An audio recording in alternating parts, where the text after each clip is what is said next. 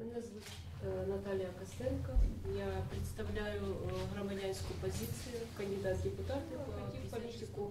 Ну, не случайно, скажем, но тем не менее такая ситуация сложилась, что в один момент я поняла, что это нужно сделать, так как все, что происходит вокруг меня, без моего вмешательства, по-моему, не приносит каких-то плодов, которые бы удовлетворяли меня в моей жизни. Поэтому я решила, что я смогу как-то влиять на то, что происходит вокруг меня. Пускай мой вклад очень маленький, но я, по крайней мере, должна это сделать.